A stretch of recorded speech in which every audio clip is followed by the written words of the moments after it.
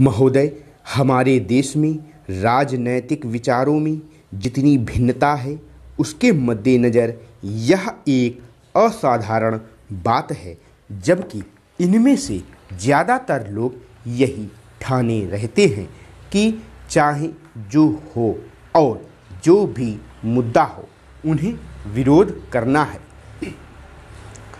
चुनावों में झटकों और यदाकदा टेढ़े मेढ़े रास्तों के बावजूद प्रधानमंत्री के नेतृत्व में जो नई आर्थिक नीति बनाई गई है, उसे राष्ट्रीय स्तर पर स्वीकार कर लिया गया है। माकपा से लेकर जनता दल और भाजपा तक आर्थिक क्षेत्र में मूलभूत सुधार के अलावा पंजाब में नाटकीय बदलाव आया है। बंदूक की लड़ाई की जगह अब पूरी तरह बैलेट की लड़ाई ने ले ली है। उस प्रदेश की जनता के लिए यह दूसरी आज़ादी से कुछ कम नहीं है। असम और उत्तर पूर्व के कई हिस्सों में भी ऐसे बदलाव आए हैं, हालांकि वे पंजाब जैसे नहीं हैं। ऐसा समझना कि आतंकवाद का खतरा टल गया है बेशक गलत होगा, पर जो सफलताएं हमने पाई हैं, उन्हें स्वीकार न करना कम गलत नहीं होगा। पंचायत और स्थानीय निकायों के चुनाव कराने को भी साधारण काम नहीं समझा जाना चाहिए। इस कदम से महात्मा गांधी के सपने और दिवंगत राजीव गांधी की लोकतंत्र के लिए प्रतिबद्धता फलीभूत हुई है। यह संविधान की अपेक्षाओं के अनुरूप लोकतांत्रिक क्रांति को आगे बढ़ाने का प्रतीक है। इससे हमारे राष्ट्र का लोकतांत्रिक आधार मजबूत हुआ है। हिंदुत्व के घटते उन्माद का ध्यान रखना भी उतना ही महत्वपूर्ण है।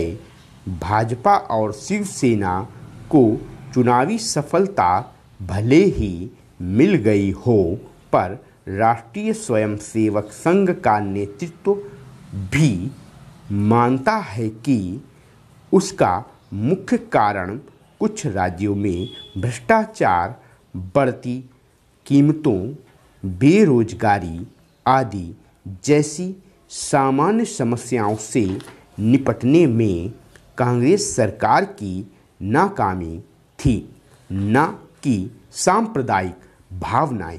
हिंदू सांप्रदायिकतावाद में स्पष्ट कमी आना बहुत बड़ी राष्ट्रीय उपलब्धि है। इन सबसे महत्वपूर्ण है सार्वभौमिक मामलों में भारतीय व्यक्तित्व का फिर से उभरना। इसके आयाम हमारे विदेश संबंधों में आर्थिक अंश की वृद्धि से कहीं अधिक हैं। चीन से संबंध लगातार सामान्य होते जा रहे हैं। भारत ईरान संबंध फिर कायम हो गए हैं। इसी तरह दक्षिण अफ्रीका के साथ परस्पर लाभ के सहयोग की नई संभावनाएं बनी हैं। अमेरिका और अन्य विकसित पूंजीवादी देशों से सहयोग बढ़ाने की दिशा में समुचित ध्यान दिए जाने के बावजूद किसी भी मसले पर हम नहीं झुके हैं। समर्पण की बात तो दूर है, इसमें आर्थिक संबंधों के महत्वपूर्ण स्वरूपों के अलावा रक्षा का क्षेत्र भी शामिल है। इसका सबसे ताज़ा उदाहरण है परमाणु अप्रसार संधि के मामले में हमारा अपनी नीति पर कायम रहना, जबकि इसके लिए हम पर कई दिशाओं से भारी दबाव डाला गया। गुटनिरपेक्ष आंदोलन को नई नीति देने के प्रयास भी चल रहे हैं।